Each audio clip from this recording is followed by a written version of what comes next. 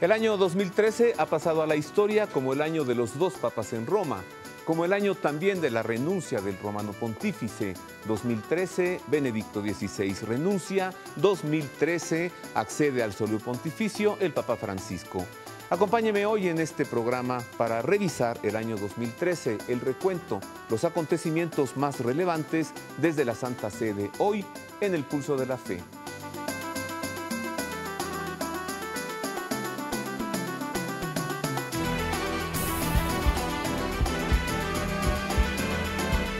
Es un grande gusto saludarle, sea usted bienvenido a El Pulso de la Fe. Revisemos 2013, comenzamos con un recuento de todo el año, desde el anuncio de la renuncia del Papa Benedicto XVI y la colección de los pronunciamientos de los dos romanos pontífices y además las imágenes más significativas del año 2013 en la actividad pontificia.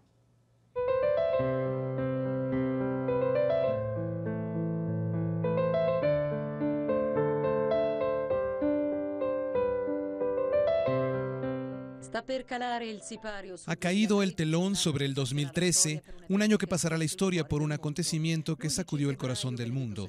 El 11 de febrero, Benedicto XVI anuncia al Colegio Cardenalicio su renuncia al ministerio petrino a partir de las 20 horas del 28 de febrero, fecha y hora en la que la Santa Sede podrá considerarse vacante y se podrá convocar el nuevo cónclave. La decisión se tomó por la constatación de que las fuerzas, por la avanzada edad, ya no son suficientes para ejercer de la manera adecuada el ministerio petrino. El 13 de febrero, durante la misa del miércoles de ceniza, última celebración pública, el pontífice da las gracias a todos por sus oraciones y desea la conversión de los corazones y la unidad de la esposa de Cristo. El 27 de febrero, durante la última audiencia general, Benedicto XVI recibe el abrazo agradecido y sincero de los fieles. No abandono la cruz, sino que sigo estando de una manera nueva junto al Señor crucificado. El 28 de febrero, gracias a las imágenes del Centro Televisivo Vaticano, todo el mundo sigue el viaje de Benedicto XVI, que deja el Vaticano y se traslada a Castel Gandolfo, acompañado por el sonido de las campanas de San Pedro y de Roma y por las oraciones de los fieles. Se abre la fase de la sede vacante con la organización del cónclave para la elección del nuevo sucesor de Pedro. Tras 2 días de votaciones, en el quinto escrutinio, desde la logia central de la Basílica Vaticana, el cardenal argentino Jorge Mario Bergoglio, llegado a Roma casi desde el fin del mundo, se presenta como Francisco y desea un camino de fraternidad, pidiendo oración por el Papa emérito y por su ministerio.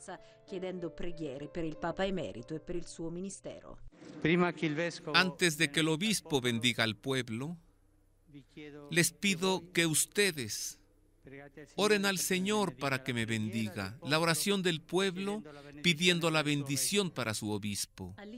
El día siguiente a su elección, el Papa Francisco se dirige a la Basílica Romana de Santa María la Mayor para recogerse en oración en la Capilla Paulina ante la imagen de la Virgen Salus Populi Romani, mientras el 16 de marzo recibe a más de 6.000 periodistas de todo el mundo y les explica la elección del nombre del poverello y el apoyo recibido del amigo y cardenal Claudio Humms. Y esta palabra ha entrado aquí. Los pobres, los pobres.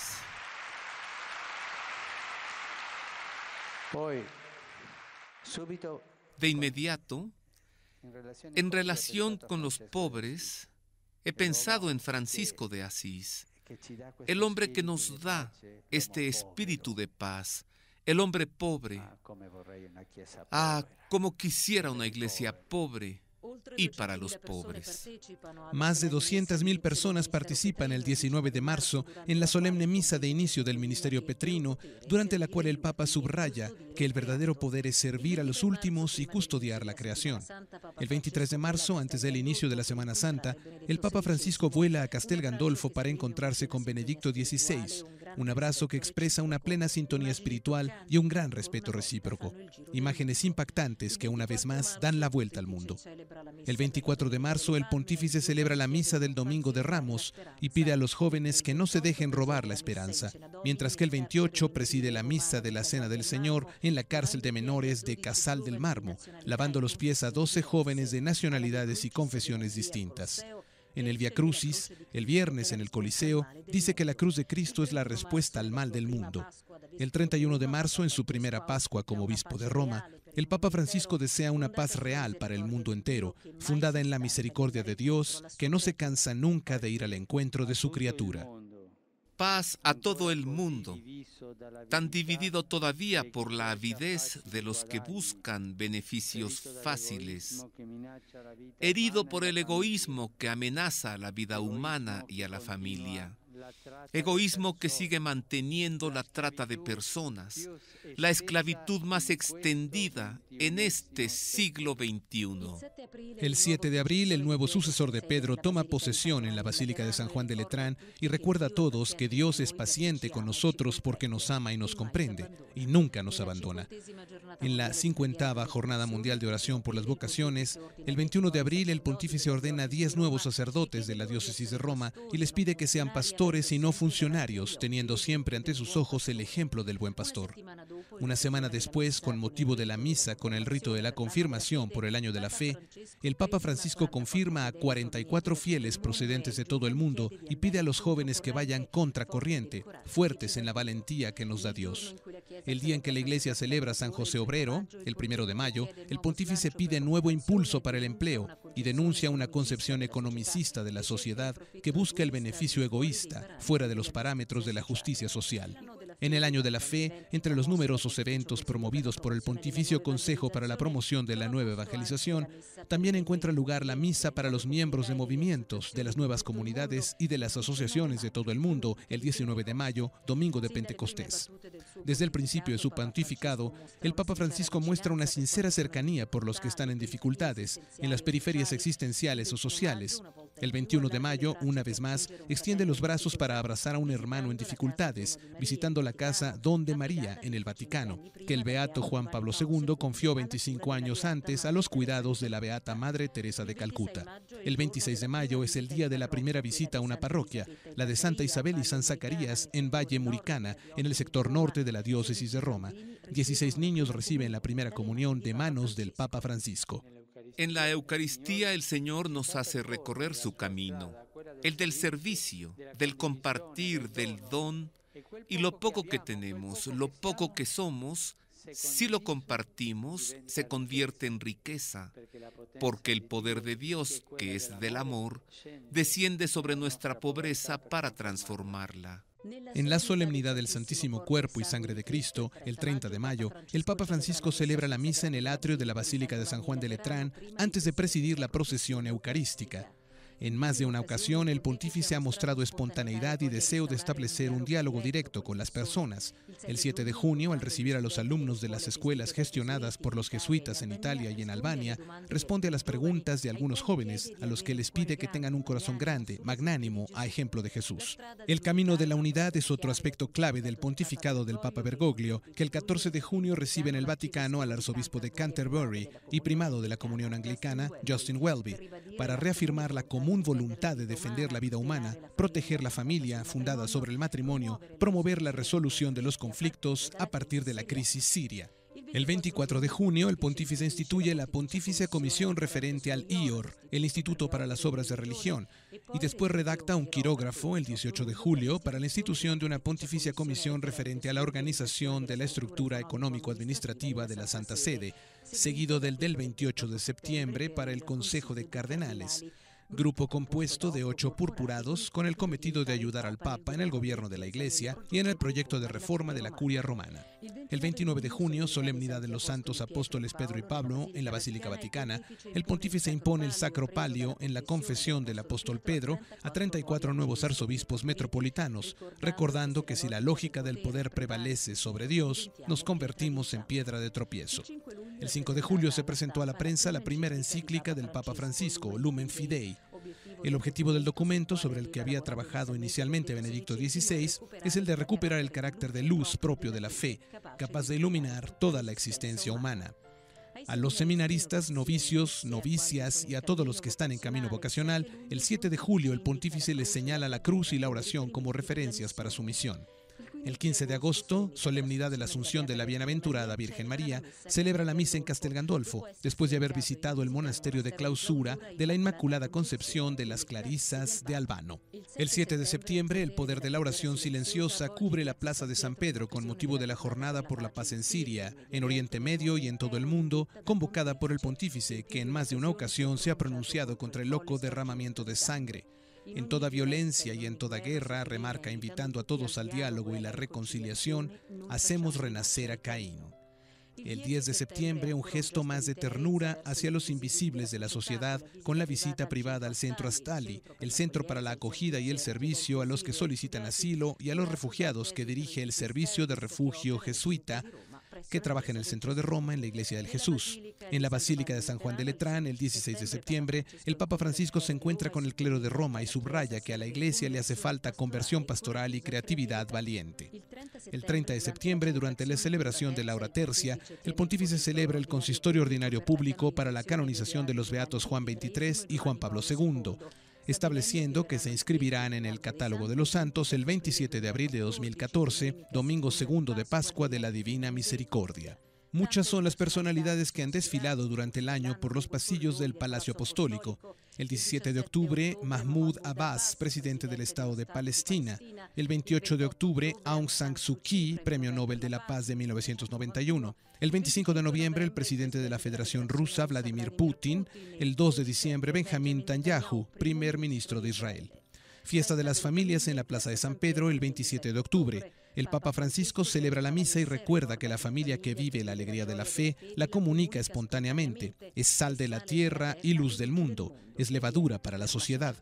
El día siguiente, el pontífice celebra con los dirigentes, empleados y colaboradores del Centro Televisivo Vaticano los 30 años de la institución de la emisora, invitando a todos a difundir la esperanza y el perfume del Evangelio.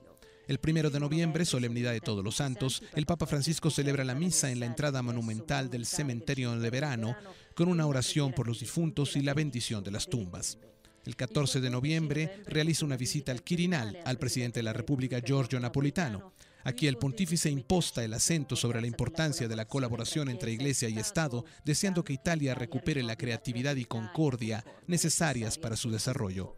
El 24 de noviembre, el Papa Francisco preside la celebración eucarística con motivo de la clausura del Año de la Fe, inaugurado por el Papa Benedicto XVI el 11 de octubre de 2012, en el 50 aniversario de la apertura del Concilio Vaticano II.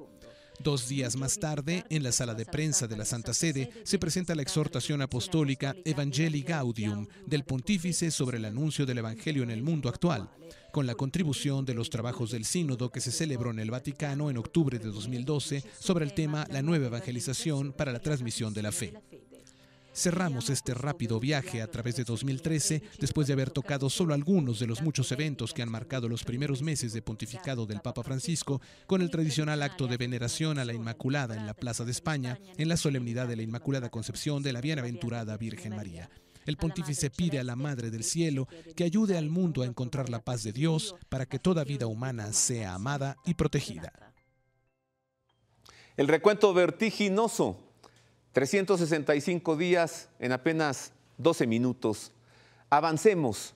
Revisemos enseguida la primera audiencia general del Papa Francisco. Estábamos nosotros en Roma para cubrir esa primera audiencia del pontificado del Santo Padre.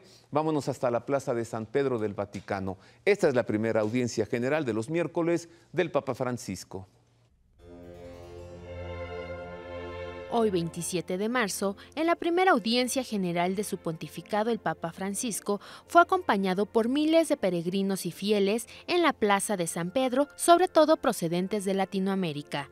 El Papa reflexionó durante la audiencia sobre lo que significa vivir la Semana Santa para nosotros, qué significa seguir a Jesús en el camino del Calvario hacia la cruz y la resurrección. Como en el Domingo de Ramos, el obispo de Roma puso de relieve la necesidad de salir de nosotros mismos para ir a las periferias de la existencia, hacia nuestros hermanos y hermanas, hacia los más necesitados de consuelo y ayuda. En esta ocasión, el Papa Francisco únicamente dio la catequesis en italiano.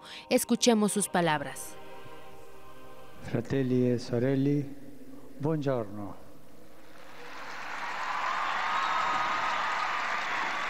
Sono lieto di accogliervi in questa mia prima udienza generale. Con grande riconoscenza e venerazione raccolgo il testimone da mani del mio amato predecessore Benedetto XVI.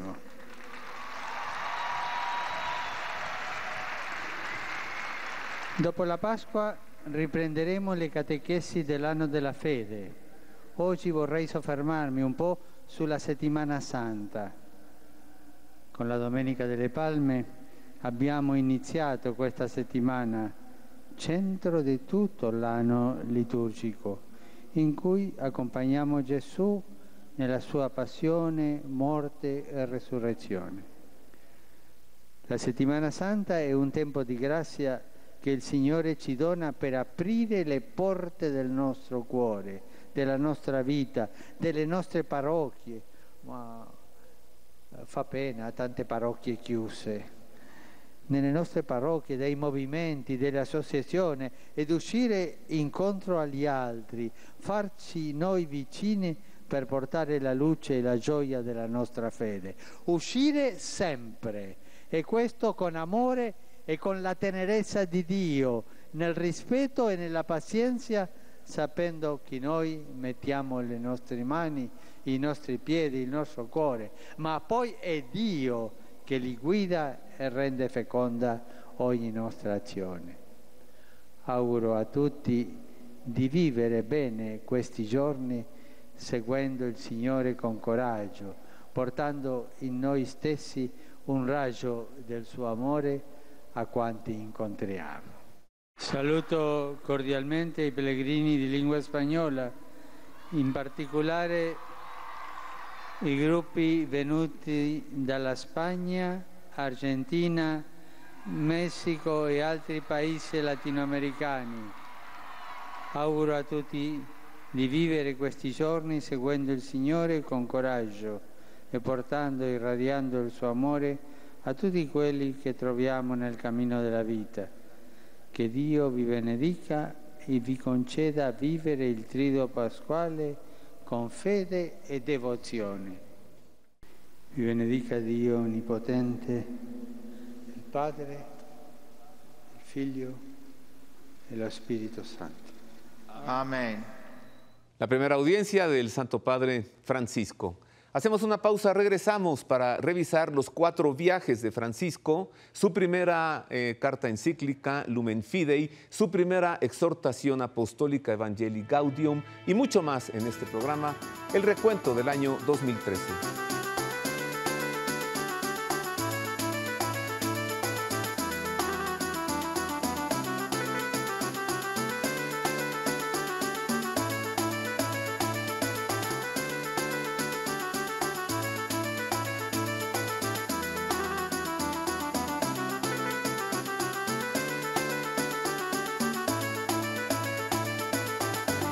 En este domingo 12 de enero, día del bautismo del Señor, hoy termina el tiempo de la Navidad.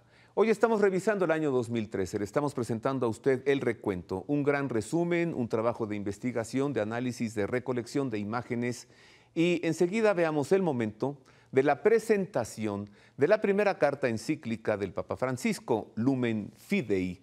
El arzobispo Gerhard Müller, el prefecto de la Sagrada Congregación para la Doctrina de la Fe, presentó este documento y él lo comenta. Pasar el testigo desde la fe. El día de la publicación de la primera carta encíclica del Papa Francisco, Lumen Fidei, la luz de la fe. El pontífice y su predecesor, Benedicto XVI, coincidieron por primera vez en un acto público, la inauguración de la imagen de San Miguel Arcángel en los Jardines Vaticanos.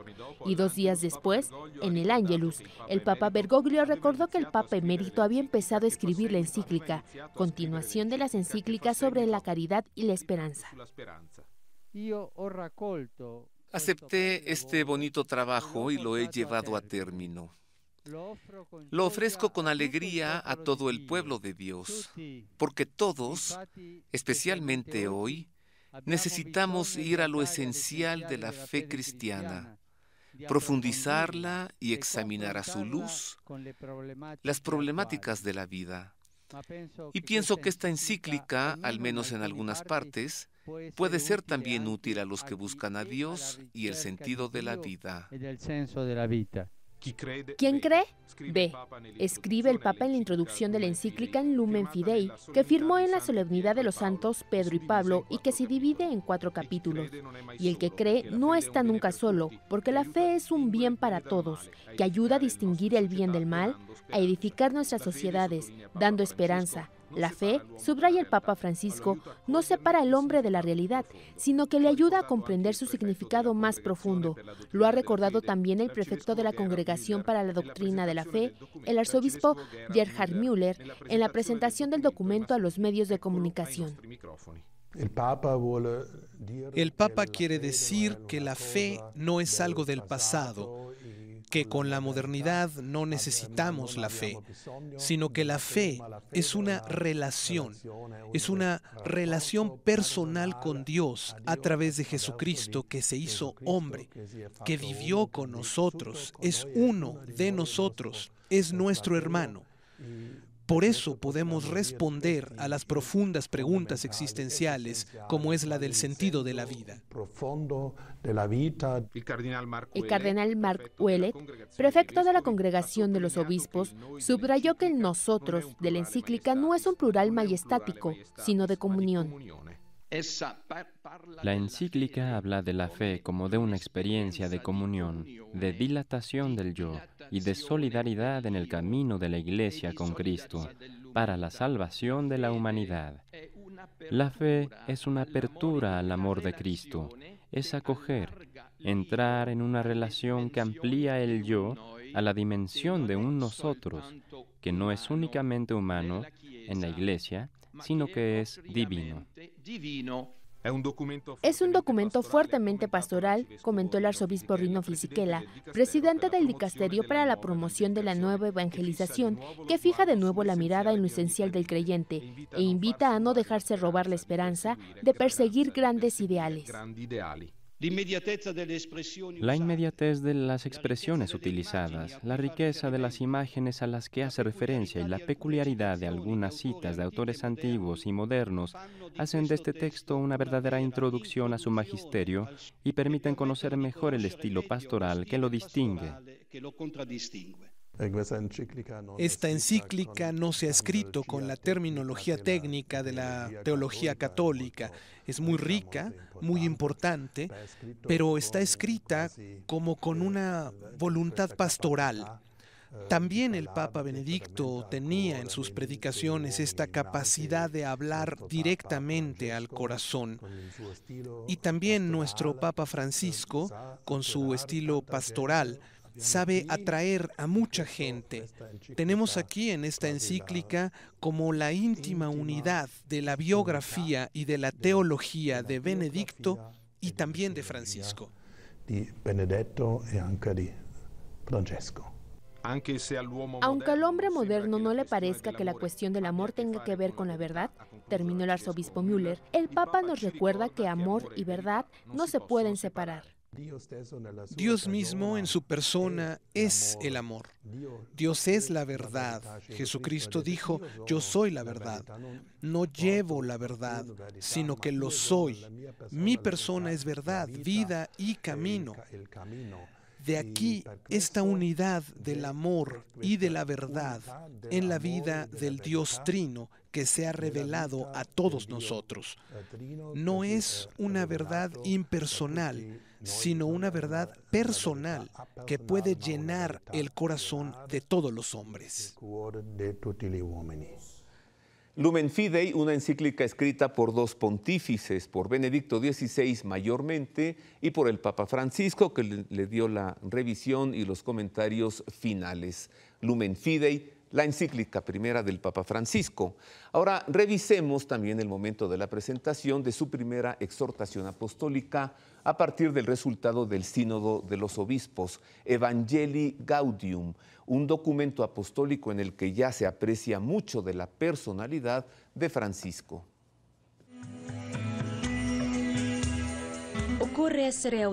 Es necesario ser audaces y creativos para difundir la alegría del Evangelio, concentrándose en el amor salvífico de Dios manifestado en Jesucristo, muerto y resucitado. Es la invitación que el Papa Francisco expresa en la exhortación apostólica Evangelii Gaudium, dedicada al anuncio del Evangelio en el mundo actual. También gracias a la contribución de los trabajos del sínodo que se desarrolló en el Vaticano del 7 al 28 de octubre de 2012 sobre el tema La nueva evangelización para la transmisión de la fe. El documento, entregado a varios representantes de la Iglesia y de la sociedad como conclusión del Año de la Fe, abarca una vastedad considerable de temas, desde el actual sistema económico que promueve una cultura del descarte, a la libertad religiosa desde el papel de la familia, célula fundamental de la sociedad, a una presencia más incisiva de las mujeres y de los jóvenes en la Iglesia para la difusión de la fe, desde la preparación de una buena homilía que no debe ser un espectáculo de entretenimiento, sino que debe contener una idea, un sentimiento y una imagen, al tema de la solidaridad y del cuidado de los más débiles. El Papa Francisco nos invita a no desanimarnos ante los fallos o los pobres resultados, porque la fecundidad es muchas veces invisible, inacible, no puede ser contabilizada, y recuerda que todos somos discípulos misioneros. La amenaza más grande, escribe, es el gris pragmatismo de la vida cotidiana de la Iglesia, en el que todo aparentemente procede de la normalidad, mientras que en realidad la fe se va desgastando y degenerando en la mezquindad. El Papa nos indica vías muy concretas. En primer lugar, nos dice que la mirada debe estar dirigida no solo a la Iglesia en su conjunto, sino también a las iglesias particulares, porque ahí los retos son conocidos por los obispos, ahí las culturas que son diversas tienen posibilidad también de expresarse mejor. Después nos dice cuánto se espera que la Iglesia debe reformarse a sí misma, cuán importante es dejar de lado tantas tentaciones que hemos tenido en el pasado, para retornar a lo esencial que significa ir al encuentro con los demás, al encuentro con todos, ciertamente, pero sobre todo con una mirada privilegiada a los pobres, a los que sufren, a los marginados, a todas aquellas personas que hoy son también víctimas de una economía que parece burlarse de nuestra memoria, de nuestro deseo de apelar a la ética. El Papa, debo decir, no oculta su franqueza, su lenguaje inmediato y también su crítica donde es necesaria, y pide a la Iglesia vivir en un estado permanente de misión. Si me permite, son palabras valientes las del Papa Francisco. Y son palabras que nos tocan de cerca y que nos invitan a todos nosotros, verdaderamente comenzando por nosotros, obispos, a una conversión interior, a una conversión como requiere pastoral. En primer lugar, lo que me ha golpeado es el título, la alegría que está incluida en todo el documento.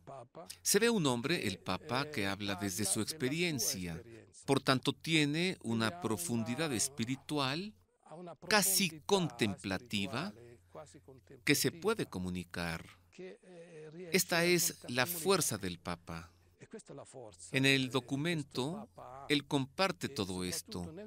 Y es fantástico, porque cuando se comienza a leer, una página sigue a la otra.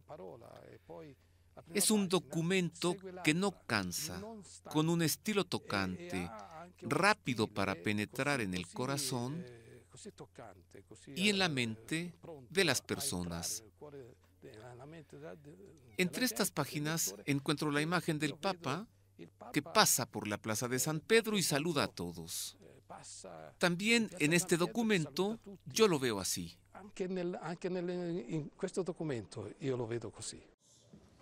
La exhortación apostólica Evangelii Gaudium del Papa Francisco, como le decía, ya se percibe allí mucho de él. Se ve que dedicó un gran trabajo para la redacción de este documento apostólico, Evangelii Gaudium. Voy a hacer una pausa, regreso así rápido para presentarle, recordar los viajes, los 4 viajes de Francisco, desde Lampedusa hasta Asís, para entregarle también la primera Navidad del Papa Francisco, su bendición Urbi et Orbe, con indulgencia plenaria, el día de Navidad, 25 de diciembre, y mucho más hoy en este recuento del año 2013.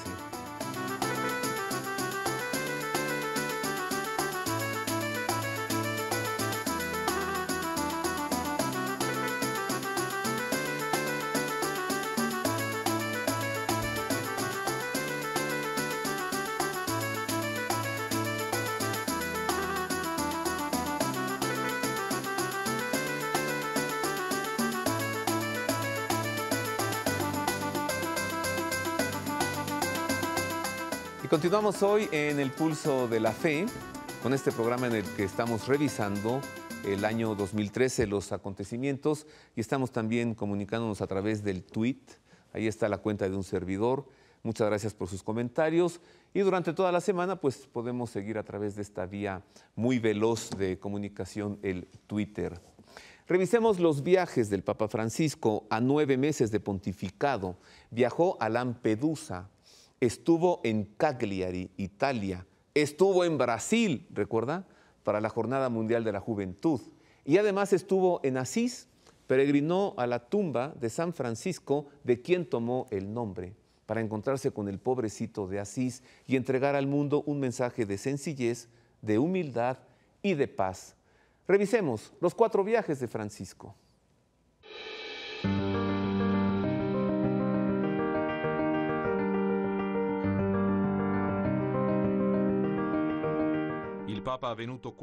El Papa venido casi del fin del mundo comienza su peregrinación desde la isla de Lampedusa el 8 de julio tras haber sentido una espina en el corazón, con la noticia del enésimo y trágico naufragio de inmigrantes en el mar entre África e Italia. A bordo de una patrullera, el Papa Francisco alcanza la costa frente al monumento que recuerda a las víctimas del mar y deposita una corona de crisantemos amarillos y blancos. En el muelle se reúne con 50 inmigrantes, huéspedes del centro de acogida de la isla, y después celebra la misa con un báculo, un cáliz, un ambón y un altar realizados con la madera de barcas llegadas o hundidas en Lampedusa. El Papa explica que decidió en pocos días venir a la isla para rezar, para realizar un gesto de cercanía, pero también para despertar nuestras conciencias para que no se repita lo que ha ocurrido. ¿Quién ha llorado por estas personas que estaban en la barca? Somos una sociedad que ha olvidado la experiencia de llorar, del padecer con. La globalización de la indiferencia nos ha quitado la capacidad de llorar. Francisco finaliza pidiendo perdón por los que se han acomodado encerrados en su propio bienestar, por los que tienen el corazón anestesiado, pero también por los que a nivel mundial han creado estas situaciones. 2 semanas después, el 22 de julio, el Papa Bergoglio comienza su primer viaje apostólico internacional que lleva al primer pontífice latinoamericano hasta Brasil para la Jornada Mundial de la Juventud de Río de Janeiro. El entusiasmo de la metrópoli carioca bloquea su coche después del aterrizaje en el aeropuerto, y cuando consigue llegar al Palacio Presidencial, el Papa Francisco explica que la juventud es la ventana a través de la cual el futuro entra en el mundo, y que los adultos se mostrarán a la altura de la promesa que hay en cada joven cuando sepan dejarles espacio. Para prepararse para el encuentro con los jóvenes de la Jornada Mundial de la Juventud, el 24 de julio el Papa llega al Santuario Mariano de Aparecida, a 200 kilómetros de Río, que lo vio en 2007 como protagonista de la Conferencia de los Obispos Latinoamericanos y del Caribe. Allí encomienda a la Virgen los jóvenes del mundo y su dinamismo, para que esté al servicio de la vida y de la humanidad. Al día siguiente el Papa está en la favela de Barquinha, y en medio de los últimos de la metrópoli carioca, recuerda que nadie debe ser descartado, y que no es la cultura del egoísmo que a menudo regula nuestra sociedad la que construye un mundo más habitable, sino que es la de solidaridad. Por la tarde, la primera cita con los jóvenes en Copacabana, después de haber recorrido los 4 kilómetros de la playa en el Papamóvil a paso de hombre, Francisco pregunta a los jóvenes de todo el mundo si están dispuestos a entrar en la onda revolucionaria de la fe. Solo así, añade, su vida tendrá sentido y será fecunda. El 26 de julio, viernes, el Papa vuelve a Copacabana para el Vía Crucis. Tras haber seguido las estaciones animadas a lo largo de la playa, subraya que la cruz nos deja la certeza del amor fiel de Dios por nosotros, que entra en nuestro pecado y lo perdona. El sábado por la mañana celebra misa con los obispos que acompañan a los jóvenes y les pide que piensen en la pastoral partiendo de la periferia, de los que están más lejos, que hay que buscarlos e invitarlos a la encrucijada de la fe. Es la conversión pastoral que el Papa Francisco pide también poco después a los obispos brasileños. Hace falta una iglesia capaz de volver a calentar el corazón, explica, de redescubrir las entrañas maternas de la misericordia. Y el domingo, antes de partir, en un largo discurso programático a los obispos latinoamericanos, criticará las pastorales disciplinarias que priman los principios, las conductas, ignorando la revolución de la ternura de Jesús, la cercanía, la caricia que crea comunión. En la vigilia final de la Jornada Mundial de la Juventud, también en Copacabana, el Papa habla al corazón de cada uno de los jóvenes. La misa conclusiva el domingo 28 de julio es una fiesta para 3 millones de jóvenes, muchos de los cuales velaron y durmieron en la playa más famosa de Río. Vayan sin miedo. Para servir es el mandato misionero del Papa Francisco a los jóvenes, porque llevar el Evangelio es llevar la fuerza de Dios para erradicar y demoler el mal y la violencia, para edificar un mundo nuevo. Después de Lampedusa, el 22 de septiembre, el Papa vuelve a una isla italiana, Cerdeña, donde la crisis económica está golpeando fuerte, y en Cagliari se inclina como un padre para compartirla, para llevar la esperanza de Cristo. Se reúne con 20.000 personas entre trabajadores, desempleados y emprendedores, y responde al llamamiento de un parado que le pide que no deje que el lobo malo de la falta de esperanza devore a su rebaño. Dejando el discurso preparado, el Papa recuerda el sufrimiento de su padre, emigrado a Argentina y golpeado por la crisis de los años 30, porque el sufrimiento por la falta de trabajo te hace sentirte sin dignidad. No queremos este sistema económico globalizado que nos hace tanto daño, dice Francisco con fuerza. En el centro deben estar el hombre y la mujer como Dios quiere, y no el dinero, y termina con una emocionada oración. Señor Jesús, a ti no te faltó el trabajo. Danos trabajo y enséñanos a luchar por el trabajo.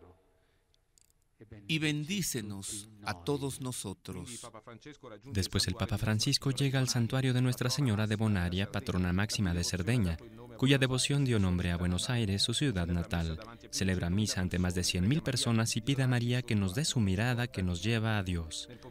Por la tarde el Papa se reúne con los pobres y presos de Cagliari, con los voluntarios que le ayudan y denuncia que la palabra solidaridad corre el riesgo de ser eliminada del diccionario, porque te obliga a mirar al otro y a darte al otro con amor. Después, ante el mundo universitario, explica que la crisis actual puede convertirse en momento de purificación y de replanteamiento de nuestros modelos económicos sociales, y que hay que escuchar a los políticos jóvenes, porque tienen intuiciones y otra manera de pensar la política.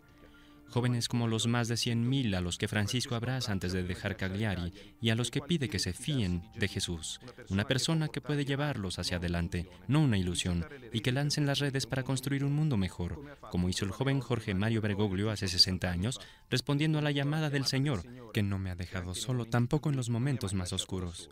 10 días después, el 4 de octubre, día de la fiesta de San Francisco de Asís, el primer papa que ha elegido el nombre de Poverello visita la pequeña ciudad de Umbría y decide reunirse en primer lugar con los niños inválidos y enfermos internados en el Instituto Seráfico. Los abraza uno a uno y después da las gracias a trabajadores y voluntarios que reconocen a Cristo en las llagas del que sufre, invitando a todos a no ceder a las reglas de la cultura del descarte. Después se detiene a orar en el santuario de San Damiano, lugar de la llamada de San Francisco, y después se dirige al obispado y en la sala del expolio del santo recibe a los pobres ayudados por Cáritas. En su discurso ataca al espíritu del mundo, la mundanidad espiritual que es el cáncer de la sociedad, y explica que no se puede hacer un cristianismo sin cruz ni Jesús, de otra manera nos convertiríamos en cristianos de pastelería. El cristiano no puede convivir con el espíritu del mundo. La mundanidad que nos lleva a la vanidad, a la prepotencia, al orgullo. Y esto es un ídolo, no Dios. Después el Papa Francisco atraviesa las calles de Asís en el papamóvil y entra en la Basílica Superior dedicada al Poverello. Baja a la cripta y se recoge en oración ante la tumba de San Francisco.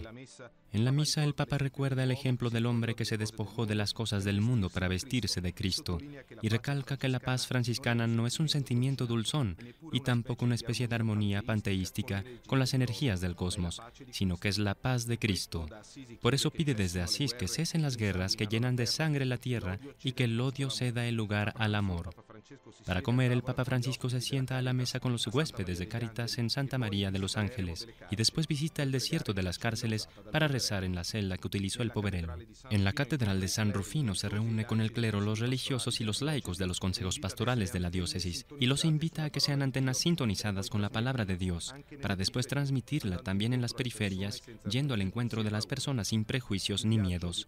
El viaje del Papa Francisco a Asís concluye con los jóvenes de Umbría, delante de la Basílica de Santa María de los Ángeles, inmediatamente después de haber orado en la porciúncula. Los pone en guardia contra la cultura de lo provisional y contra el egoísmo, porque el mal hace su trabajo y es necesario socorrer a la humanidad.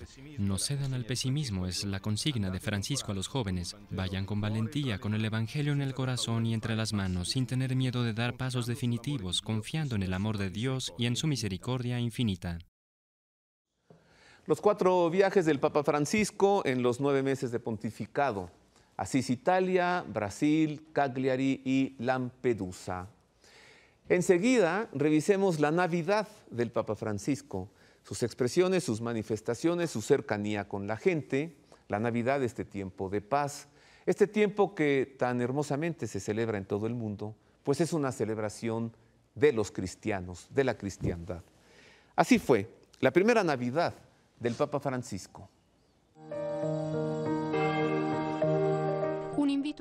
Una invitación a la paz artesanal, la que se construye día a día, y a la emoción del corazón inflamado por la ternura de Dios. En el tradicional mensaje navideño, antes de impartir la bendición Urbi et Orbi, el Papa Francisco exhortó a todos a no perder la valentía de la oración. La paz es una tarea de todos los días, pero la paz es artesanal. Se lleva adelante a partir del don de Dios, de la gracia que nos ha dado en Jesucristo. Mirando al niño en el pesebre, niño de paz, pensemos en los niños que son las víctimas más frágiles de la guerra. Pero pensemos también en los ancianos, en las mujeres maltratadas, en los enfermos. Las guerras destruyen y hieren muchas vidas. Como las vidas demasiadas, dijo el pontífice, destruidas por la guerra en Siria. Sigamos rezando al Señor para que ahorre al amado pueblo sirio nuevos sufrimientos y que las partes en conflicto pongan fin a todas las violaciones y garanticen el acceso a las ayudas humanitarias. Una oración con más de 70,000 fieles en la Plaza de San Pedro, a la que se unieron creyentes de distintas confesiones religiosas, y la invitación del Papa a los no creyentes fue también la de desear la paz. Su pensamiento se dirigió a la República Centroafricana, tierra atormentada por una espiral de violencia y de miseria, después a Sudán, Nigeria, Irak, Tierra Santa, a las Filipinas golpeadas por el tifón Haiyan, pero también a todos los que son perseguidos por la fe en Cristo y a los desplazados y los refugiados. Qué tragedias recordó, como a las que hemos asistido este año con los numerosos muertos de Lampedusa. No sucedan más. El Santo Padre pidió después al niño de Belén que toque el corazón de todos los que están involucrados en la trata de seres humanos. Dejemos que nuestro corazón se conmueva. No tengamos miedo de esto. No tengamos miedo de que nuestro corazón se conmueva. Necesitamos que nuestro corazón se conmueva por estas cosas. Dejemos que lo inflame la ternura de Dios. Necesitamos sus caricias. Las caricias de Dios no causan heridas. Las caricias de Dios nos dan paz y fuerza. A Dios, pues, hemos de pedirle que nos ayude a construir la paz cada día, un concepto que ya había expresado en la misa de la noche en la solemnidad de la Natividad del Señor. La gracia que apareció en el mundo es Jesús, nacido de la Virgen María, verdadero hombre y verdadero Dios. Él vino a nuestra historia, compartió nuestro camino, vino para librarnos de las tinieblas y darnos la luz. En Él apareció la gracia, la misericordia, la ternura del Padre. Jesús es el amor hecho carne. En la homilía, antes de depositar al niñito en el pesebre acompañado de 10 niños en representación de los distintos continentes, el pontífice recordó que somos un pueblo en camino y que en la historia de cada uno se alternan luces y sombras. El Hijo de Dios, nacido entre los últimos y los marginados, concluyó el Santo Padre, no es solo un maestro de sabiduría, no es un ideal al que tendamos y del que sabemos que estamos inexorablemente lejos, es el sentido de la vida y de la historia que ha puesto su tienda en medio de nosotros. La primera Navidad de Francisco. Mire, el Papa celebra la Misa de Gallo la noche del 24 de diciembre en la Basílica de San Pedro y preside la celebración de la Misa de Navidad al día siguiente, el día 25, en la Plaza de San Pedro del Vaticano. De allí el Papa, al término de la misa, imparte la tan anhelada bendición Urbe et Orbi, una bendición que otorga indulgencia plenaria y con esto la remisión de todas las culpas y el perdón de los pecados para aquel que de corazón la quiere recibir. Esta fue la segunda bendición Urbe et Orbi de Francisco, pues la primera fue cuando resultó electo romano pontífice. Así que reciba usted la bendición Urbe et Orbi. Santi Apostoli Petrus et Paulus, de quorum potestate et autoritate confidimus, ipsi intercedam pro nobis ad Dominum. Amen. Precibus et meritis, Beate Mariae semper Virginis, Beati Michaelis Arcangeli, Beati Ioannis Baptiste, et Sanctorum Apostolorum Petri et Pauli, et omnium Sanctorum. Amen. Amen. Misereatur vestri omnipotens Deus, et dimissis omnibus peccatis vestris, perducat vos, Iesus Christus, ad vitam aeternam. Amen. Amen. Indulgentiam, absolutionem, et remissionem omnium peccatorum vestrorum, spatium vere et fructuose penitentiae, cor sempre penitens, et emendationem vitae, gratiam et consolationem Sancti Spiritus, et finalem perseverantiam in bonis operibus tribuo ad vobis omnipotens et misericors Domino. Amen. Et benedictio Dei omnipotentis, Patris, et Filii, et Spiritus Sancti, descendat super vos et maniat semper. Amen. La bendición Urbi et Orbe que concede indulgencia plenaria. Ahora recordemos el último día del año 2013, el 31 de diciembre, por la tarde-noche, el Papa Francisco presidió en la Basílica Vaticana la liturgia, las vísperas, el Te Deum de Acción de Gracias por el año que concluyó. Este es el relato. Dar gracias y pedir perdón. El Papa Francisco señaló las dos actitudes con las que ofrecer el año recién terminado en las vísperas que celebró en la Basílica Vaticana. Una acción de gracias a Dios, añadió, por su paciencia y su fidelidad, pero sobre todo por los beneficios recibidos. Evocando al apóstol Juan, el Papa recordó que el año pasado es otro paso hacia la meta que tenemos delante, meta de esperanza, de felicidad, porque nos encontraremos con Dios, razón de nuestra esperanza y fuente de nuestra alegría. Mientras llega a su fin el año 2013,